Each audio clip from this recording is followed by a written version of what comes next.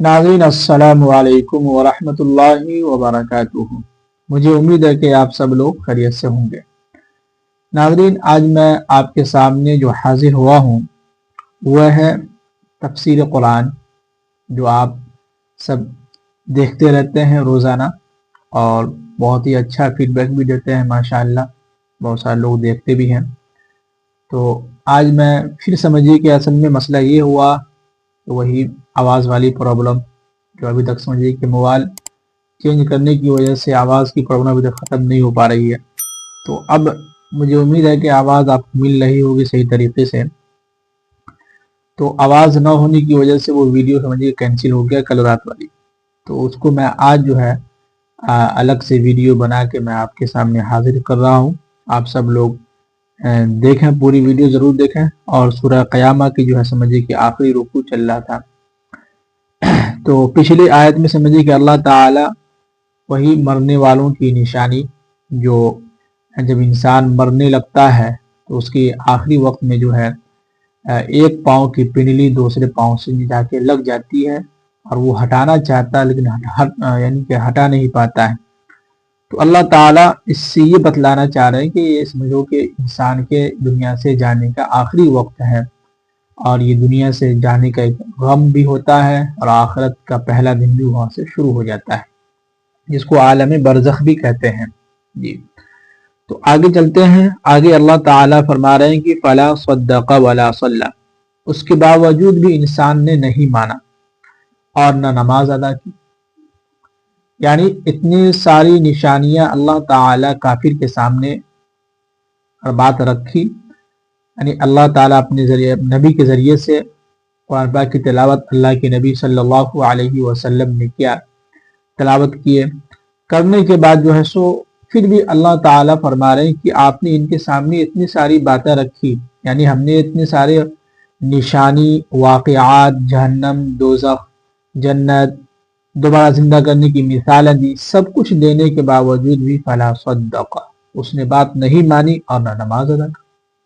तो आज भी मुसलमानों का हाल यही है कि हम लोग सब कुछ सुन रहे हैं, मान रहे हैं, जान रहे हैं, फिर भी जो है नमाज नहीं अदा करेंगे। मानते हैं, तस्लीम करते हैं कि नमाज अदा करनी चाहिए, बात सही है, अल्लाह ने पैदा किया है, उनका शुक्रिया अदा करना चाहिए, लेकिन ना, नहीं जाएंगे नमाज के लिए। तो ये बातें हो रही है। अब आगे फरमा रहे हैं कि वलाकिन कज़्ज़ब व तवल्ला, बल्कि हक बात को झुटलाया।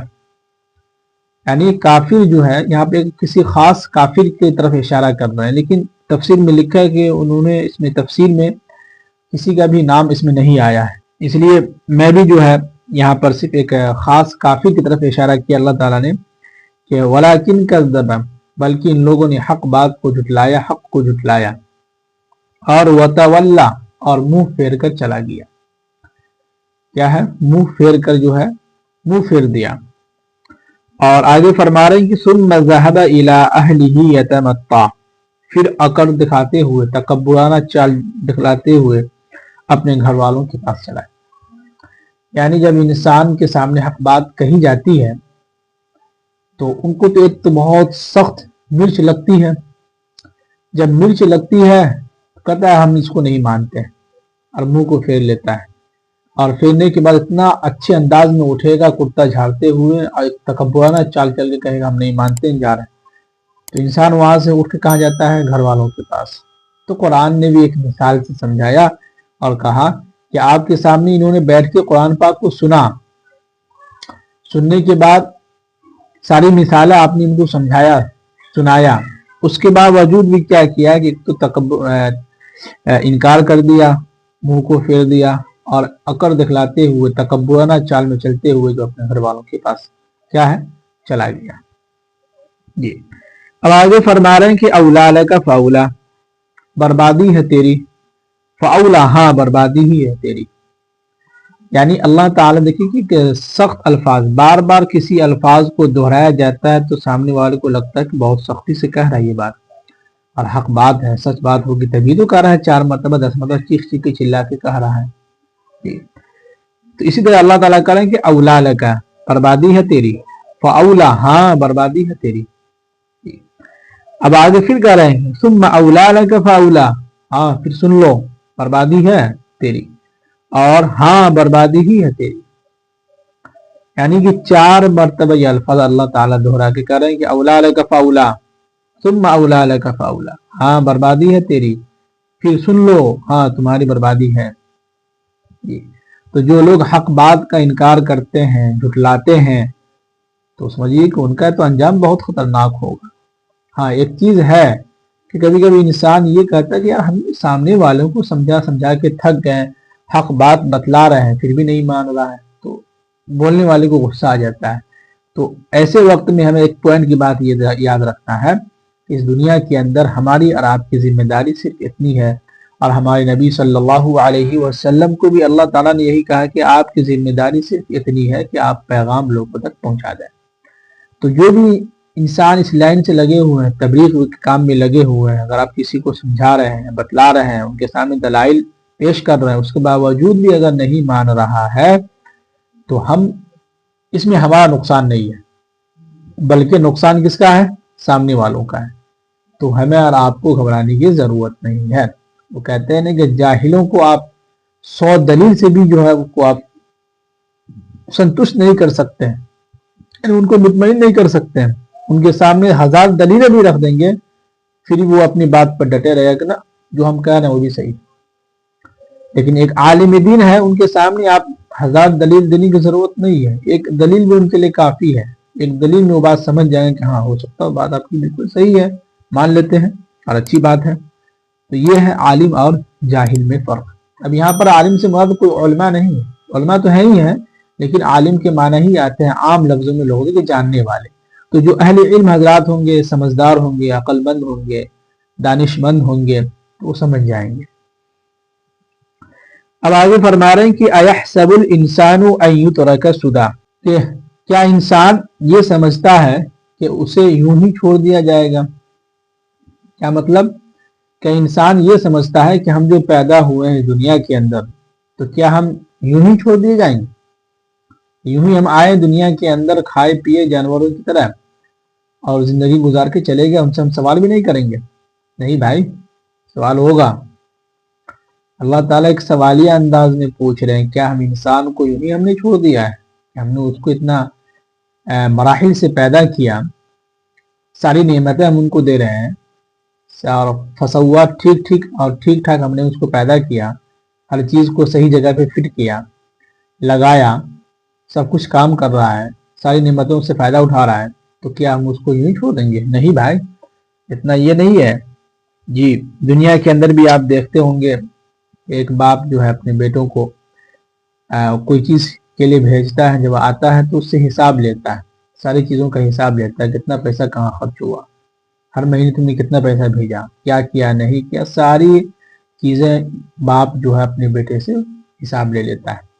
तो ये तो अल्लाह ताला है जो हमें जितनी भी उन्होंने नियमतें दी हैं उनको हम गिन नहीं सकते हैं, लेकिन हिसाब होगा जी।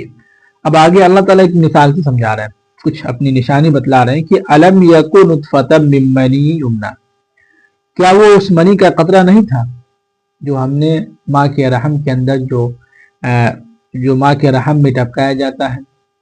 मनी का कतरा जो है माँ के रहम में क्या है, टपकाया जाता है।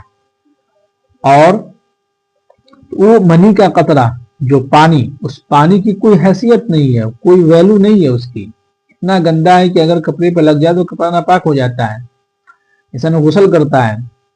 लेकिन उस पानी से, उस गंदे पानी से, मनी के कतरे से एक इंसान का वजूद बनाया, शक्ल दिया, नाक बनाया, दांत बनाया, कान बनाया, सर बनाया, बाल बनाया, सब कुछ फिट फाट उसी मनी के कतरे से हो रहा है। भाई सोचो जरा, अकेले में बैठ के सोचो कैसे हो रहा है, कोई है जरूर करने वाला जी। अब आगे फरमा रहे कि सुम्मा काना अलक़तन फ़ख़लक़ फ़सव्वा, फिर वो एक लोथरा बना, क्या है, गोश्त का एक लोथरा बना, फिर अल्लाह ने उसे बनाया, फसव्वा, ठीक ठाक कर दिया। यानी बनाया भी, और बनाने के बाद ये नहीं कि जहां तहां जो है नाक कान फिट कर दिया, और ऐसा नहीं कि बनाया फिर उसको छोड़ दिया, नहीं, बल्कि उसको ठीक ठाक किया तरतीब से।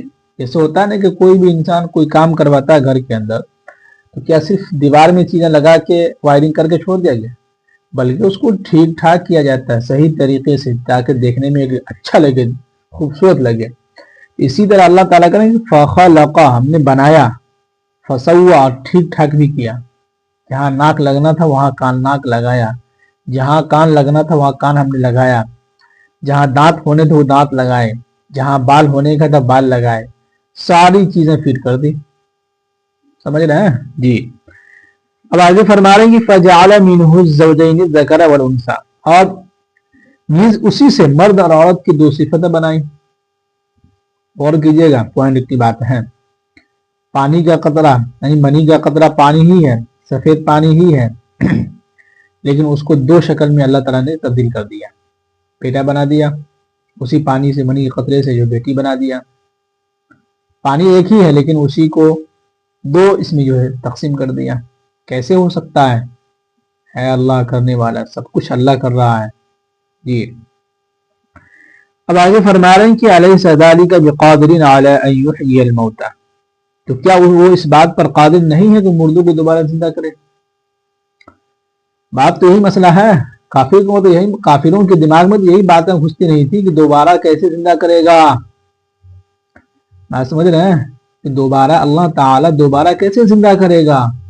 تو اسی سے اللہ تعالیٰ سمجھا رہے ہیں کہ علیہ ذالک بقادر علی ان یحیی الموتى، کیا وہ اللہ تعالیٰ اس پر قادر نہیں ہے وہ دوبارہ زندہ کرے گا؟ کرے گا، بے شک کرے گا۔ سمجھ رہے ہیں جی؟ تو سورہ قیامہ مکمل ہو چکا ہے۔ خلاصہ کلام یہی ہے کہ اللہ تعالیٰ اپنی نشانی بتلا رہے ہیں، اور نشانی بتلانے کے بعد کہہ رہے ہیں کہ ہم دوبارہ زندہ کریں گے، حساب کتاب لیں گے۔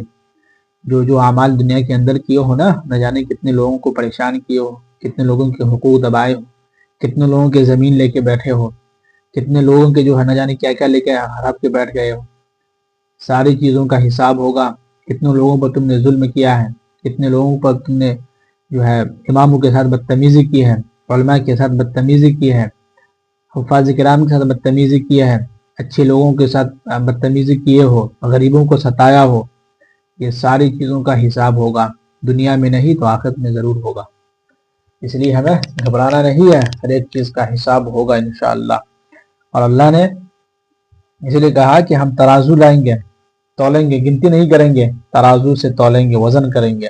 گنتی اگر کرنے کا ہوتا تو پھر تو ہر ایک انسان نکل جاتا، اور وزن کرنے میں جو سامنے نظر آتا ہے جی۔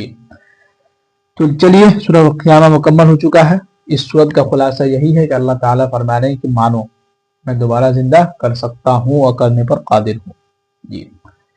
تو مجھے امید ہے کہ آپ لوگوں کو آج کے تفسیر میں کچھ اچھی باتیں سمجھ میں آ گئی ہوگی، کچھ سمجھنے کو بھی، سننے کو اچھی باتیں ملی ہوگی۔ تو چلیے مجھے اجازت دیجیے، اور اپنے دعاؤں میں مجھے بھی یاد رکھیے۔ السلام علیکم ورحمۃ اللہ وبرکاتہ۔